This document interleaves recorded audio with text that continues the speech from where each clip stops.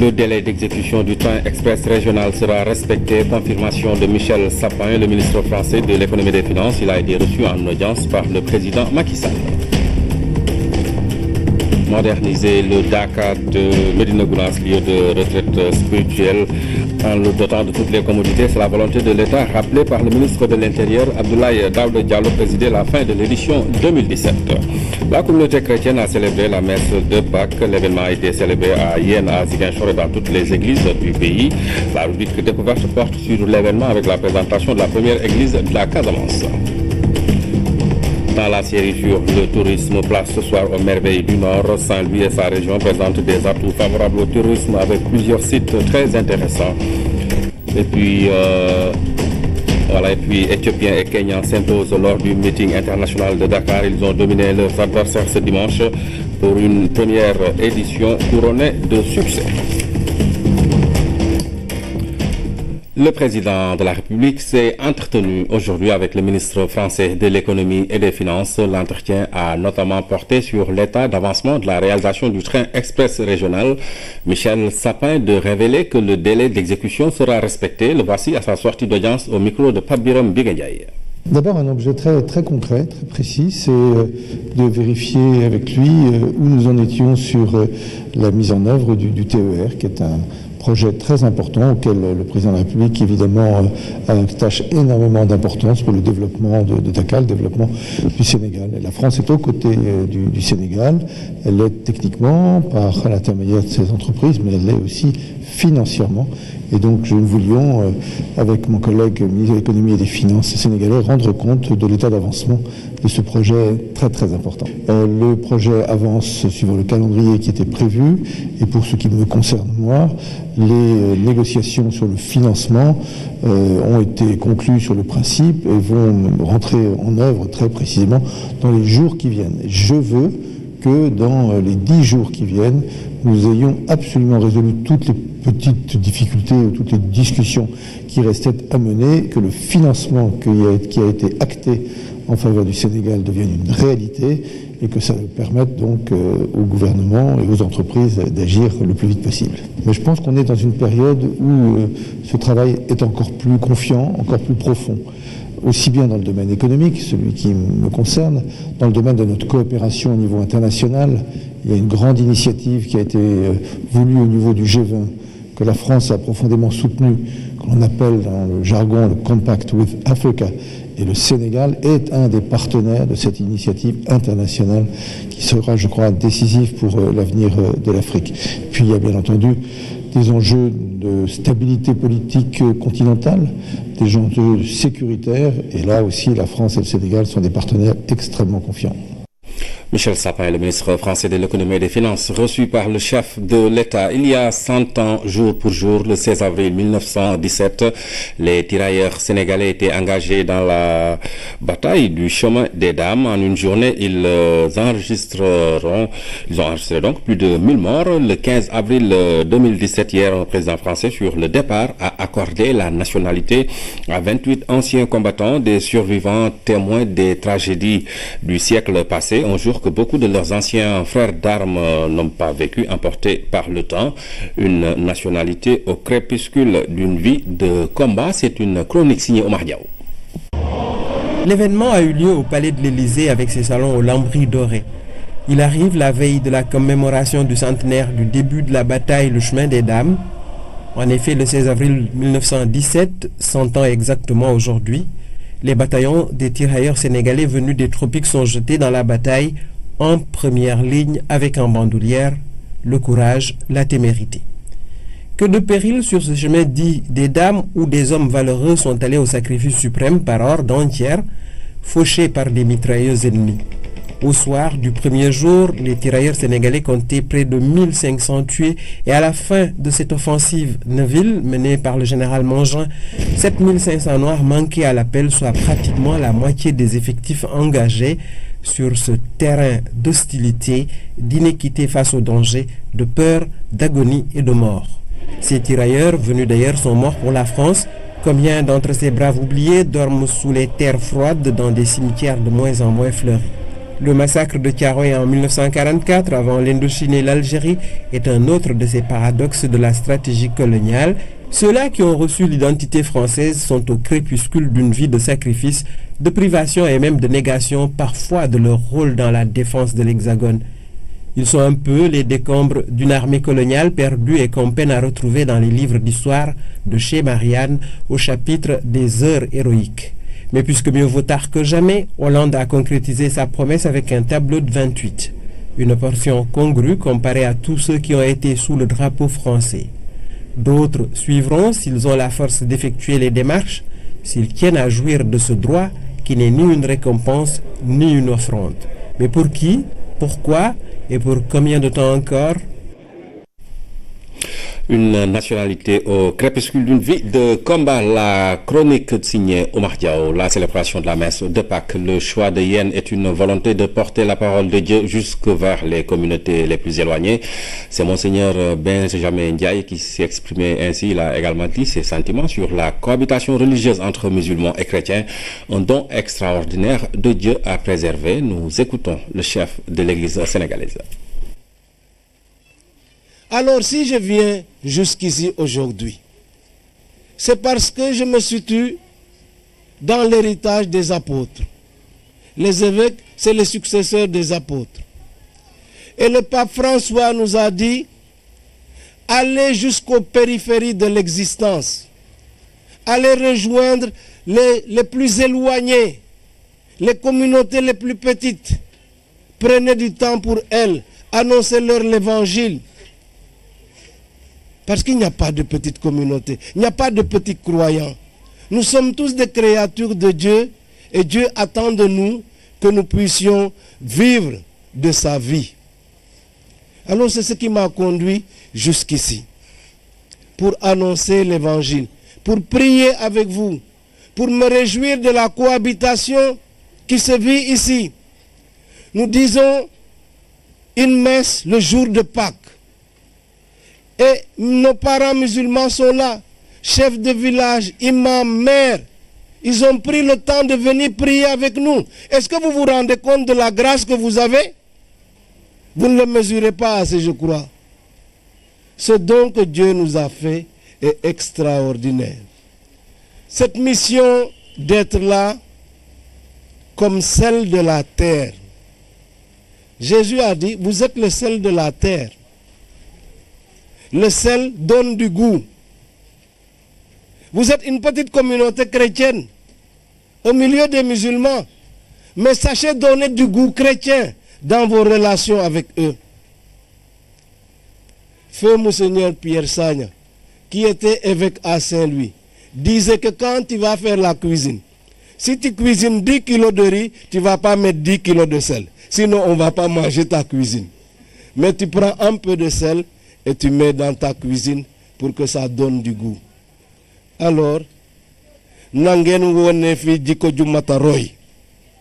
n'est-ce pas? C'est comme cela que vous rendrez témoignage à Jésus-Christ. Que le Seigneur vous bénisse, vous tous. Monseigneur Benjamin Ndiaye, chef de l'Église sénégalaise, donc ce matin à la célébration de la messe de Pâques à Yen, la messe de Pâques qui a été célébrée également à Ziguinchor, un moment de communion, de prière et de joie. Monseigneur Paul Abel Mamba, évêque de Ziguinchor, a demandé au Seigneur d'accorder à ceux qui ont été baptisés de rester fidèles au sacrement durant toute leur vie. Moussa Mané.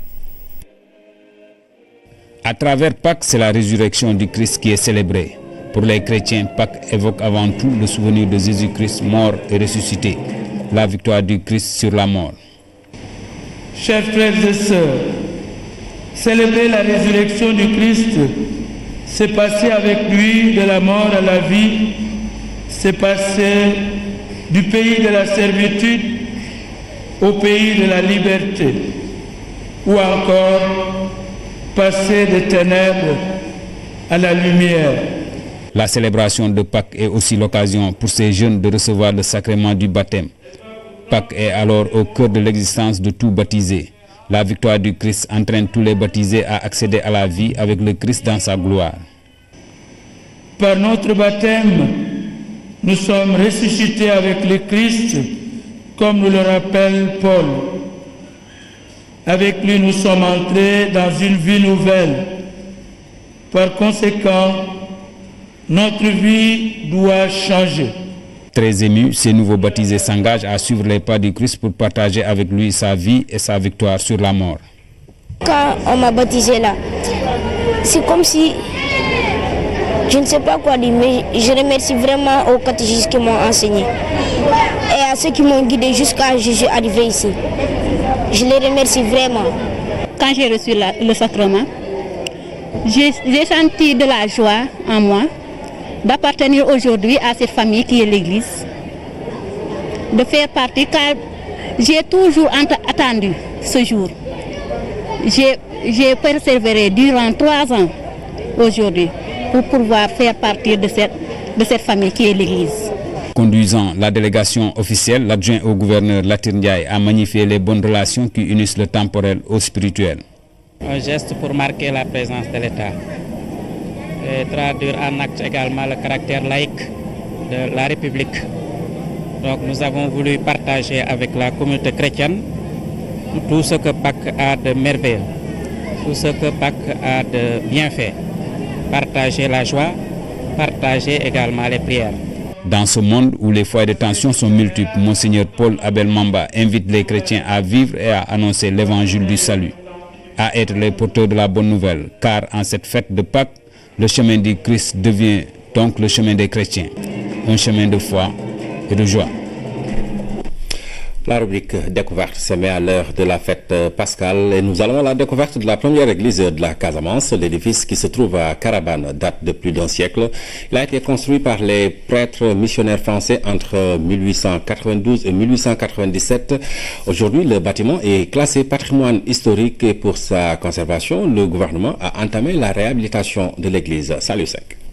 Carabane, premier comptoir commercial des Français en Casamance. Cédé à la France en 1836, l'île abrite un pan important de l'histoire de la région sud. C'est ici que se trouve la première église de la Casamance. Symbole de la vie religieuse et de la tradition chrétienne, cette bâtisse imposante date de plus d'1 siècle. C'était une des premières églises construites au Sénégal. Et à partir du 19e siècle, exactement vers la fin du 19e siècle, entre 1892 et 1897. Donc, elle a été construite dans cette période par le travail aussi des prêtres missionnaires français. Ces missionnaires français ont joué à l'époque un rôle important dans la transmission de la foi chrétienne. À ce temps-là, Carabane était... Ziguinchor n'était pas encore trop développé. Et Carabane était un centre aussi d'évangélisation, de transmission de la foi vers toute la Casamance. Et donc, c'est à partir de là que l'église a été construite. Et leurs patrons aussi, vraiment aussi sont Saint-Pierre et Saint-Paul, qui représentent aussi deux colonnes de grands apôtres, deux colonnes un peu de la foi chrétienne. L'édifice a été construit suivant l'architecture bretonne. Le but recherché par les missionnaires était d'être en conformité avec les églises de l'Europe. En conséquence, tous les matériaux de construction étaient venus de la France. C'est une église qui a été construite comme une cathédrale en fait, pour être la cathédrale de la Casamance. Donc c'est une cathédrale où il y avait un évêque. Et donc c'est une grande, vous voyez bien, c'est un grand édifice, très important, sur le style breton. On a une simplification des arches que vous voyez qui soutiennent les murs, donc qui ressemblent à certaines églises et édifices qu'on voit en Bretagne. Mais on les voit aussi dans d'autres régions en France. À l'époque, l'église polarisait toutes les îles et les villages environnants. Le centre était toujours ici, Carabane, et d'ici, les missionnaires se déplaçaient jusqu'à Diambereng. Et là aussi, on avait les premiers baptêmes, la première communauté chrétienne qui commençait à venir, à naître. Donc, jusqu'à l'intérieur, jusqu'à Vermelompe, Oussouy, beaucoup de villages qui étaient encore là, mais encore n'étaient pas facilement accessibles. Donc là, c'était un peu encore le centre de l'évangélisation qui était ici à Carabane, avec des excursions des missionnaires un peu sous la terre ferme. De 1892 à 2017, nombreux sont les prêtres qui se sont succédés à Karabane. Ainsi, ce bâtiment religieux qui est classé patrimoine historique est à préserver. Pour ce faire, le gouvernement, dans le cadre du programme de rénovation des monuments et sites historiques, a entamé les travaux de réhabilitation de l'église. Je suis rassuré, je sais qu'ils ont mis les moyens. Je suis aussi rassuré de voir que la charpente est arrivée, parce que là on a mis beaucoup de temps. On a voulu aussi respecter le cahier des charges et donc trouver des bois rouges qui viennent du pays, parce que là aussi, réhabiliter un patrimoine national, il faut essayer de le faire avec les produits et les matériaux qui existent et pour lesquels cette église a été construite il y a plusieurs dizaines d'années. Réhabiliter les sites et monuments demande beaucoup d'attention, beaucoup de dextérité, beaucoup de compétences, parce qu'il faut essayer d'être au plus près des premières réalités de ces bâtiments-là. Grâce à ce partenariat entre Eiffage et le ministère de la Culture, cette église fera bientôt peau neuve, et ceci au grand bonheur de la communauté chrétienne de Karabane et environ. Je vous l'annonçais dans les titres, faire du Daka une cité moderne dotée de toutes les commodités pour éviter les incendies. Donc, c'est une volonté exprimée par le chef de l'État qui l'a réaffirmé à travers son ministre de l'Intérieur. Abdoulaye Daouda Diallo a présidé la cérémonie officielle qui met fin au Daka de Médina Gounass. Nous l'écoutons. Éminence Tian Amadou Tidjanba, comme à l'accoutumée, le chef de l'État, son Excellence Macky Sall, est venu au Dakar de cette année pour vous témoigner son soutien et son attachement à cet important et singulier événement religieux. Mais au-delà de tout ça, le président de la République est également venu pour vous manifester sa solidarité et vous présenter les condoléances de toute la nation à la suite du terrible incendie qui a fait plusieurs morts et blessés. À ce sujet, le chef de l'État, son Excellence Macky Sall, m'a chargé de réaffirmer son engagement à faire du Dakar une cité moderne bénéficiant de toutes les infrastructures liées au transport, à l'assainissement, à l'eau et j'en passe. Déjà, l'important programme routier en cours, la construction de la maison des hôtes avec un complexe multifonctionnel, la dotation en bâche adaptée au milieu, l'extension de la charpente de la mosquée, la construction d'abreuvoirs et de boucures publiques déclinées dans le programme présidentiel contribueront à améliorer considérablement le transport des pèlerins et les conditions de séjour. J'ai bon espoir qu'avec la poursuite du programme de modernisation du Dakar et une sensibilisation plus accrue des pèlerins sur les bonnes pratiques, les malheureux épisodes traversés seront rangés dans le tiroir des mauvais souvenirs. Éminence Tian Amadou Tidjanba, nonobstant la douleur et la désolation causées par cet incident, vous avez tenu à la poursuite jusqu'à terme des activités du Dakar. Ce faisant, vous donnez une belle leçon de foi en la divine volonté de Allah subhanahu wa ta'ala, maître des terres et des cieux. En adoptant cette posture, vous montrez que vous êtes véritablement les dignes continuateurs de la monumentale œuvre spirituelle et morale du vénéré Thierno Mohamed Saïd Bahrabi Allah Ta'ala. Et à propos de l'incendie de Médina Gounass, sachez que le ministre de la Santé et de l'Action sociale a rendu visite hier après-midi à 2 blessés. Ils sont présentement pris en charge à l'hôpital Le Dantec, à l'hôpital principal. Leur état se stabilise, de quoi rassurer leurs parents. Fatou Saho. Le ministre de la Santé a tenu à se déplacer personnellement pour s'enquérir de la situation des 2 malades victimes de l'incendie de Médina Gounass. Leur état de santé se stabilise. Nous avons pensé qu'il était important, même si les collaborateurs, dont le directeur général de la santé, sont déjà venus, qu'il était important que nous puissions apporter notre soutien, mais également rappeler aux familles et au personnel de santé que M. le Président de la République a décidé de tout prendre en charge et donc de ne poser aucun problème aux malades, de ne donner aucune ordonnance. En tout cas, tout va être pris en charge par M. le Président de la République.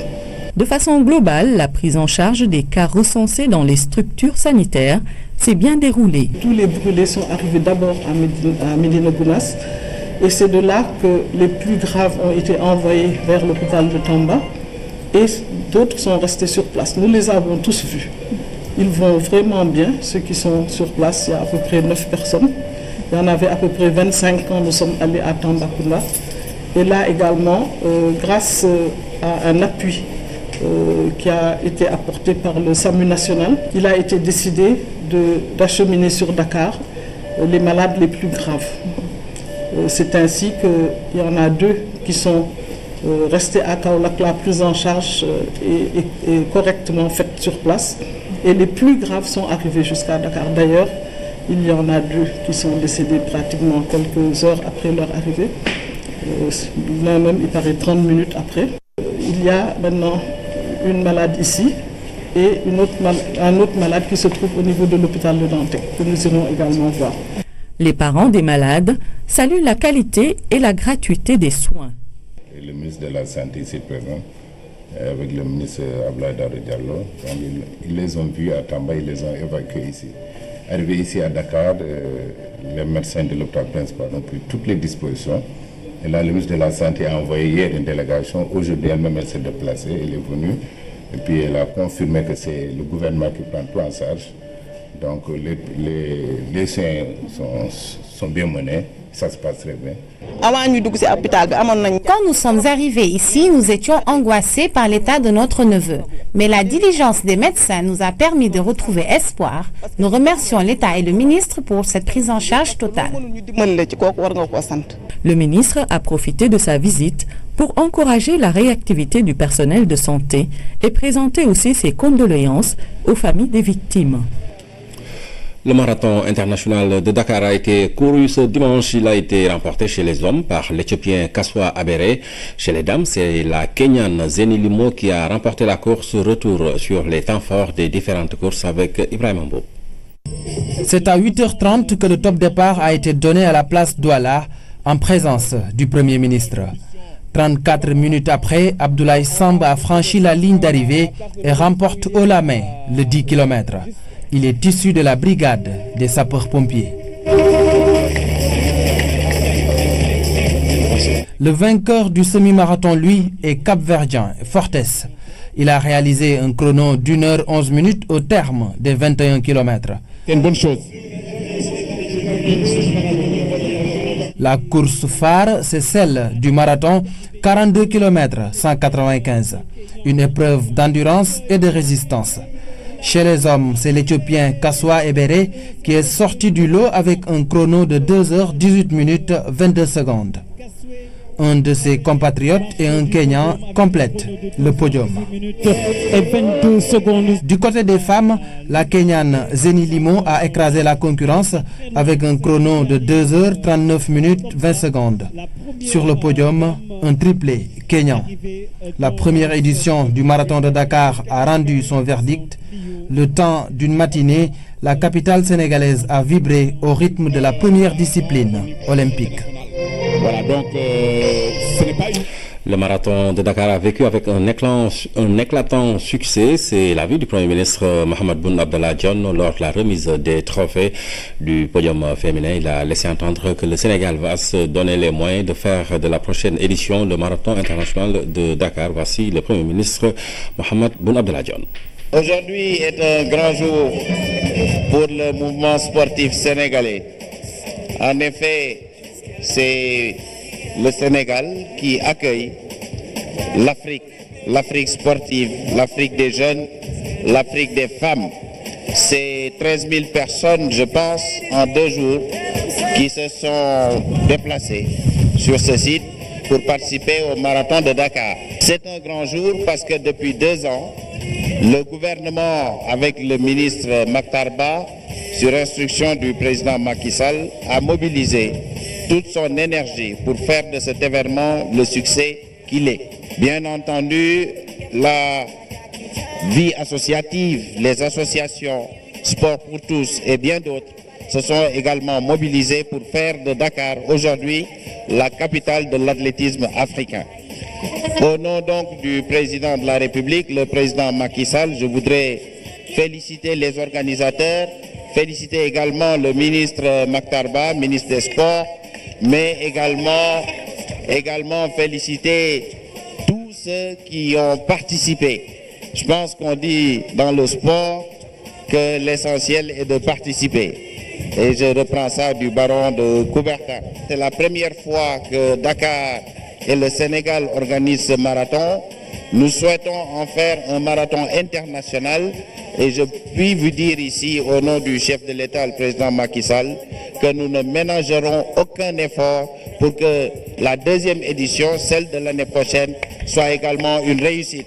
Et comme on le sait, après 2 éditions, nous pourrons prétendre à faire du marathon de Dakar le marathon international de Dakar agréé par l'IAF. Voilà, c'était le Premier ministre à l'issue du marathon de Dakar organisé ce dimanche. Michel Sapin, je vous en parlais en début de journal, est au Sénégal et il a visité une partie du projet, précisément la maison du TER. Les travaux de base du train express régional ont commencé depuis 3 mois sur le site de Diamniadio. Les plateformes d'études et d'installation des entreprises concernées par le projet prennent forme. Lamine Touré. Des travaux à pas de géant sur le site de Diamniadio. En question, les travaux préliminaires visant à fixer la plateforme générale du TER.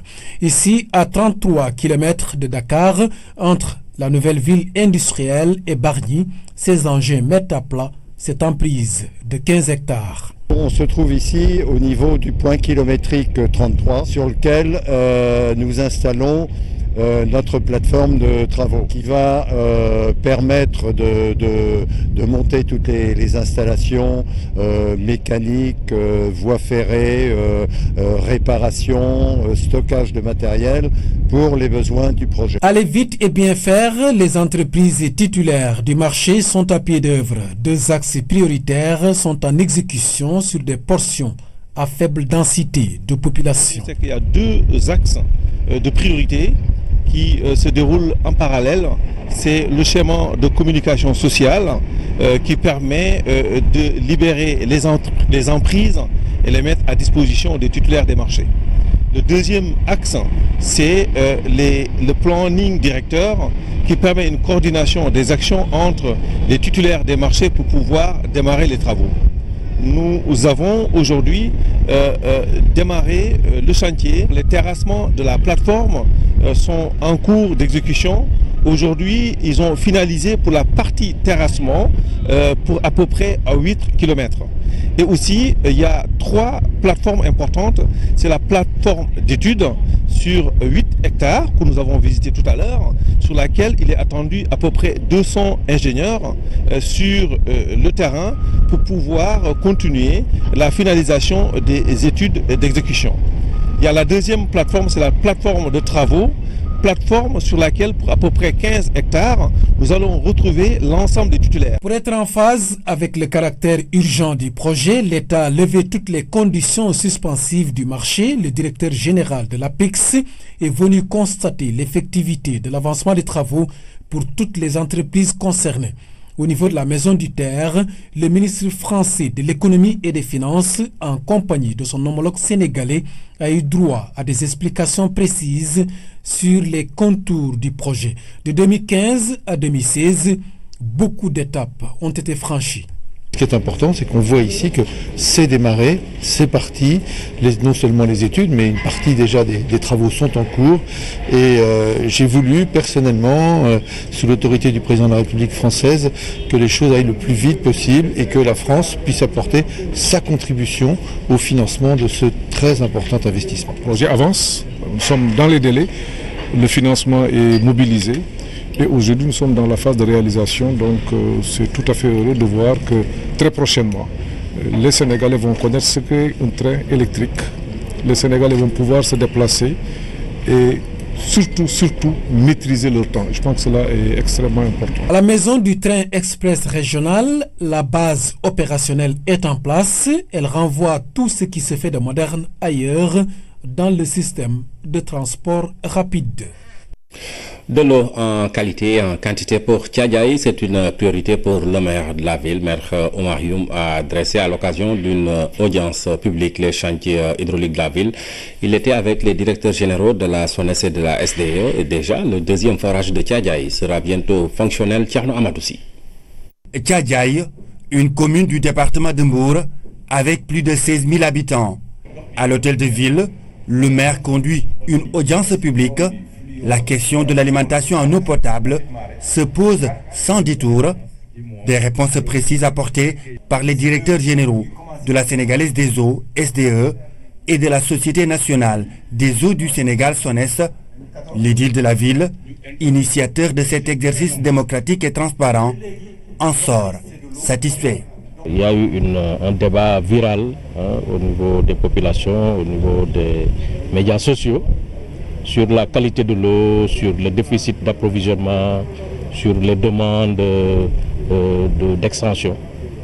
Et donc, quand j'ai reporté cela au ministre de l'Hydraulique, il a bien voulu me mettre à disposition le directeur général de la SONES, le directeur général de la SDE, pour venir apporter dans le cadre de la gouvernance publique, de la transparence, qui est quand même une dimension très importante dans notre gouvernance, mais aussi de la participation citoyenne que je voudrais saluer. Donc c'est un exercice d'abord d'apaisement, pour montrer que l'État est au courant de ce qui se fait ici et a pris toutes les dispositions pour accompagner les doléances qui ont été exprimées par les populations.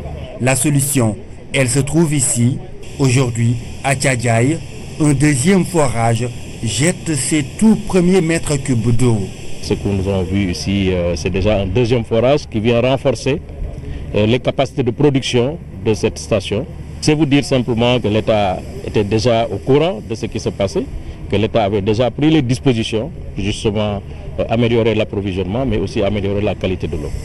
Des investissements qui sont estimés en 2017 à 250 millions de francs CFA, mais dans 3 ans, ils vont atteindre 4 milliards de francs CFA. L'État, sous l'impulsion du ministère de l'Hydraulique, a mis en place un programme que nous appelons sécurisation des villes monoforages. Comme vous l'avez constaté, Tchadjaï a toujours existé avec un seul forage. Ce forage de secours va être le forage principal parce que, alhamdulillah, le débit va être supérieur à l'ancien forage. Mais ça, c'est une solution urgente. Comme aime le dire M. le ministre de l'Hydraulique, il est en train de dérouler un plan Marshall. Cela ne nous empêche pas de travailler sur un plan sur le moyen et long terme. Comment sécuriser l'alimentation en eau de Tchadjaï au bénéfice des populations. À Tchadjaï, tout comme dans tous les autres centres urbains du pays, la Société nationale des eaux du Sénégal a de grandes ambitions. Elle veut mettre à la disposition de la Sénégalaise des eaux des infrastructures à même de produire une eau en quantité et en qualité. Nous avons un forage ici qui produit l'eau pour Tchadjaï, qui est là depuis un certain temps et qui est arrivé à un niveau où il faut le renforcer pour pouvoir satisfaire la demande de toutes les populations. Il fournit 600 mètres cubes par jour pour des besoins estimés à 800 mètres cubes, donc c'est l'objet du renforcement qui est en cours de réalisation par la SONES. Aujourd'hui, nous n'avons pas de difficultés sur la qualité de l'eau. Elle ne rend pas malade quand on consomme cette eau, aussi à Tchadjaï. Nous allons corriger les aspects qui sont proches de la limite des directives de l'Organisation mondiale de la santé. Donc en résumé, remplacer les membranes et renforcer la production. Avec ces chantiers entamés pour l'amélioration de l'alimentation en eau potable à Tchadjaï, la concentration du fluorure va nettement baisser et le niveau de production relevé. L'économie sénégalaise tourne avec une richesse partagée. Propos de El Malik Seck, conseiller municipal, président du mouvement Changer Thiès. Le journaliste donne des arguments dans cet extrait que nous vous proposons de suivre. On ne dit pas que tout est bon. Oui. C'est pas mon avis, mais dire que la richesse n'est pas partagée, c'est pas vrai. Le PIB par habitant du Sénégal a augmenté. Le budget a augmenté. La croissance a augmenté. Vous voyez que le carnet de commandes, moi j'insiste beaucoup sur ce carnet de commandes, il est en train de monter. Et vous voyez qu'il y a beaucoup d'entreprises étrangères qui veulent faire du Sénégal un nouveau marché. Parce qu'il y a la consommation. Quand vous regardez que des compagnies françaises comme Auchan, excusez-moi de la publicité, viennent s'installer à Dakar, mais ces entreprises-là ne s'installent pas dans des pays où il n'y a pas une classe moyenne. La classe moyenne, elle existe bel et bien à Dakar. Au deuxième jour de son séjour au centre du pays, la délégation du PUMA était à Kaffrine dans les communes de Kélimane Gouy et Pathé Thiangay pour échanger avec les populations sur le contenu du projet. Ces dernières ont salué la vision qui a pour objectif d'améliorer les conditions de vie dans ces localités. Claire Diop. La délégation du PUMA, programme d'urgence de modernisation des axes et territoires frontaliers, était à Kélimane Gouy et Pathé Thiangay, des communes dans la région de Kaffrine. Quelques villages concernés par le programme ont été visités.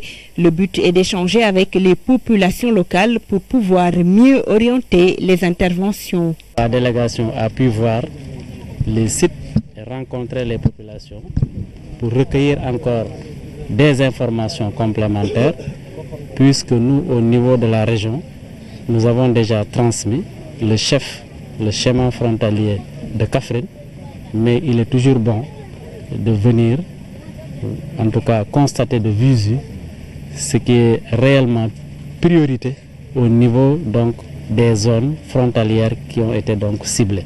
Le PUMA est accueilli à bras ouverts par les bénéficiaires. Ici, il est prévu la construction d'infrastructures et d'équipements sociaux de base, entre autres une brigade mixte de sécurité. Programme PUMA. Le PUMA va nous aider et nous sommes très contents. Nous avons besoin de routes, de postes de santé, d'écoles culturelles pour la sécurité des élèves. L'eau aussi pose problème. La commune de Pathé Thiangay, c'est 19 villages et il n'y a qu'un seul forage. Nous en voulons un autre du côté de la Gambie.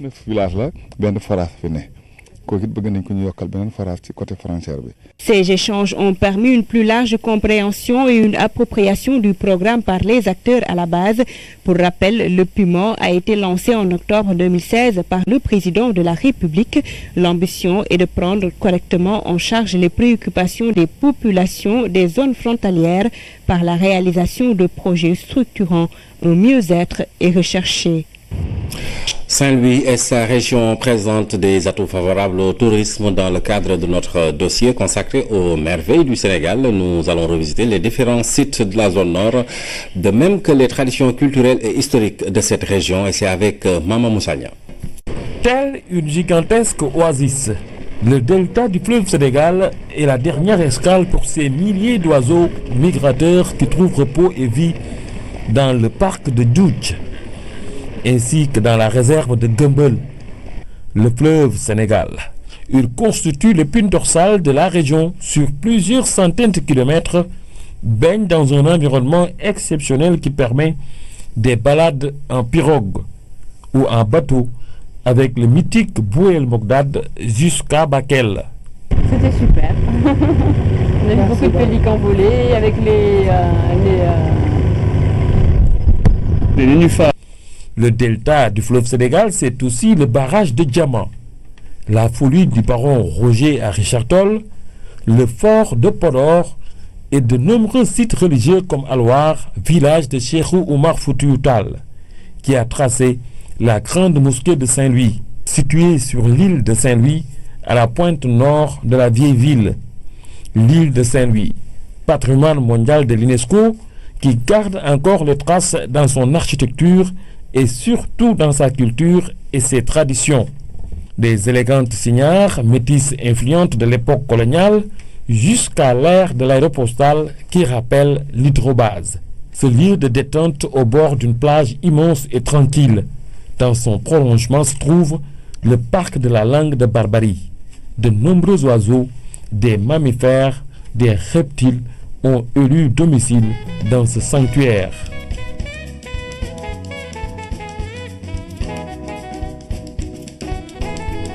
Le festival de jazz Saint-Louis, ce sont aussi ses nombreux rendez-vous culturels, les régates, le fanal. Bref, Saint-Louis demeure une ville d'art et d'histoire et occupe aujourd'hui une place prépondérante dans l'environnement touristique sénégalais. Maman Moussagna qui nous a bien présenté sa ville de Saint-Louis. L'Association nationale pour la promotion de la femme sérère a organisé la 13e édition de ses activités culturelles. Une soirée a été organisée à cette occasion au Théâtre national Daniel Sorano. Cette année, le ministre du Commerce Alioune Sarr était le parrain de la manifestation d'Amsila.